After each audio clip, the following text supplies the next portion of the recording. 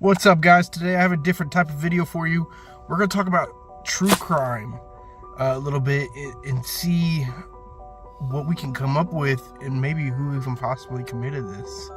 But before we do that, make sure we like, subscribe to the channel because I post all the time. Now, I want to talk about this one specifically because I am from Indiana, and this particular murder has never actually been solved.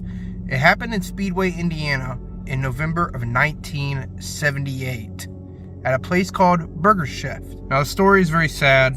I'm going to kind of read it for you, and then we're going to get into there was actual suspects, but again, this case was never solved. Now, on November 17th, on a Friday in 1978, these four kids, their names Jane, Mark, Ruth, and Daniel, were all working their shift at Burger Chef. Now, as they're getting ready to close up, apparently an attempted robbery took place, but that robbery turned into much, much more. Now, they were taken to the woods. They were actually kidnapped, taken to the woods, and murdered. Now, what started this whole thing was a former employee going to visit the midnight shift because they believed all this took place between 11 p.m. and midnight when Burger Chef closed. But the employee noticed that the store was empty and the safe was empty, and there was also duct tape laying around. Now, I did manage to find an actual clip from the person that found all of this, that former employee we were just talking about. I'm going to show you the clip of him talking about what he thinks happened and what he actually saw. What happened here on November 17th, 1978 still haunts a man who was a boy back then, but was the first to walk into this former Burger Chef restaurant and figure out something was wrong. Brian Kring was an employee of the Burger Chef on Crawfordsville Road 43 years ago and told me what he saw when he walked in the back door that night. You know, when I was walking around, I did walk in the manager's office, and I noticed that the safe is sitting wide open, cash drawers are laid out. And that's when I called somebody, and they told me to call the police. During the first hours of that Friday night, police thought maybe employees Jane Fright, Daniel Davis, Mark Flemons, and Ruth Ann Shelton cleaned out the cash register and took off. A theory that was horribly discredited when their bodies were found in a Johnson County field 2 days later.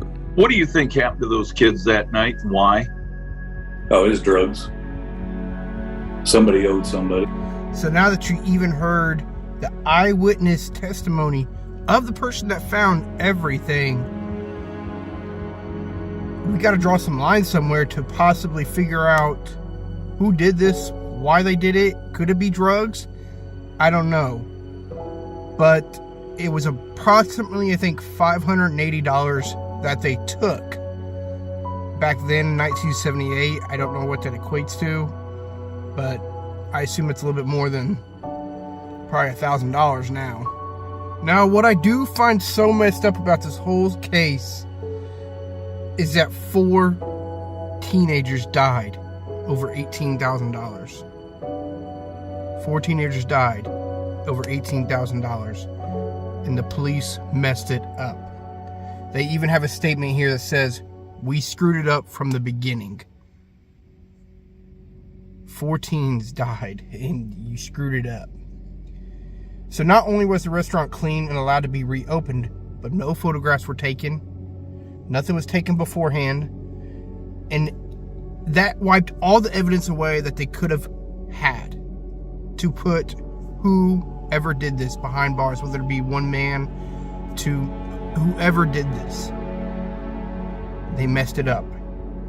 Now, it was Sunday before the teens were found. 2 hikers found them in the afternoon.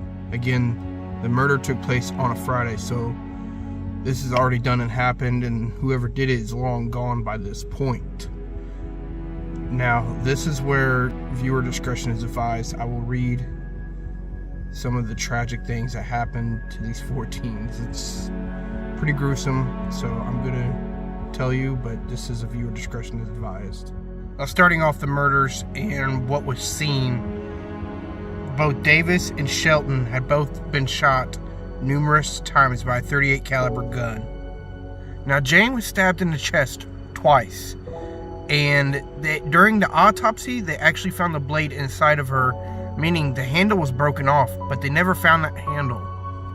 And Flemings was found to be beaten by some blunt object, like a chain or something, and he ended up choking on his own blood, and that's how he passed away. Now, when it came to suspects and who could have possibly done this, there was a string of shootings and robberies in 1978 right in that area, and they believed it was this group of men. I think it was 3 to 4 people, but on this particular night, they think it was just 2 of them. Investigators think these men, now all dead, were part of a crew robbing fast food restaurants and shooting people in Indianapolis in 1978. In 2018, one of their friends, suspected as being part of the crew but not there that night, told me he didn't think this case would ever be solved. 3 years ago, Indiana State Police showed us the knife used to kill Jane Fright and the bus of 2 men who were spotted out back of the restaurant the night of the killing. On that night, they did have a witness who said they described them as 2 men sitting outside of the burger chef in a car, and they were acting real suspicious. Now, one of the men was had a beard, and the other one was clean shaven. They said they were white, in their mid-30s. Now, with this description, they actually had clay bust structures made to assist in finding who did this. In 1984, there was a gentleman who came forward and said, "Hey, I shot Davis and Shelton." His name was Donald Forster. Now, the problem with this was he was already an inmate in Pendleton Correctional Facility, but to be out, he had led them to a place in the woods close to where Burger Chef was, and he also talked about accurately describing the location and position of the bodies where they were found. He also knew where the broken handle of the knife was, and that wasn't widely known. Now, according to Forster, Fret's brother James owed money on a drug deal. Obviously, that's what everybody thinks led up to this, and unfortunately, all 4 teens had to be murdered because of it. But then Flemings intervened to protect Fretz. A fight broke out, and then Flemings fell and hit his head on the bumper of the car. Believing he was dead or dying, Forster and his accomplices decided to abduct and kill the employees to eliminate all witnesses of the crime. After being interviewed, Forster did say a lot more specifics, but with no concrete evidence that was really directed towards him, he ended up never being committed of those murders. He ended up passing away in prison of cancer in 2006 at the age of 55, leaving the case to be cold once again. Now, despite thousands of hours in police investigations and a $25,000 reward to come forward, nobody ever did. Nobody was ever prosecuted. The case remains unsolved to this day.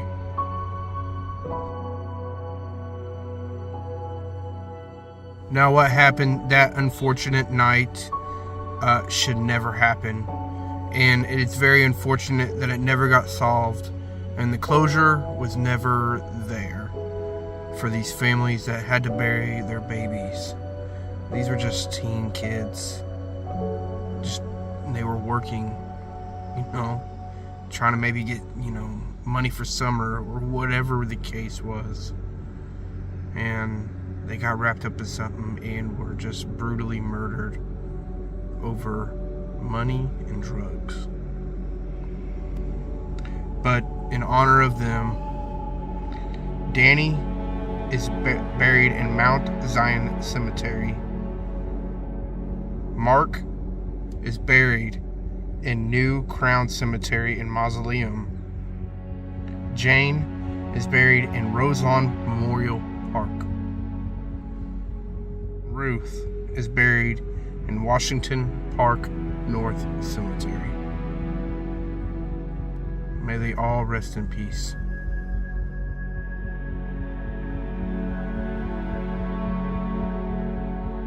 Now, after looking into it deeper and deeper, I can make an hour-long video. But the questions are, why didn't the police do this correctly?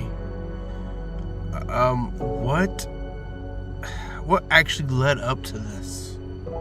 And what are your thoughts? Who do you think did this? Where do you think they went afterwards? Why did this happen?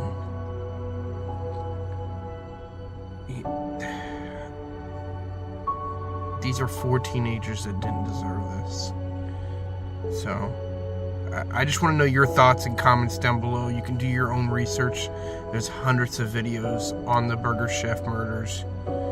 I just wanted to cover it because I lived in the area. I've actually been to the place, and it's very eerie. And the back door was open. It's just a very eerie feeling. The place has now been demolished recently, as of just this year. But it's sat abandoned ever since that gruesome night. I will see you guys all on the next video. Let me know if you like this. I'll make another one. Alright, bye everybody.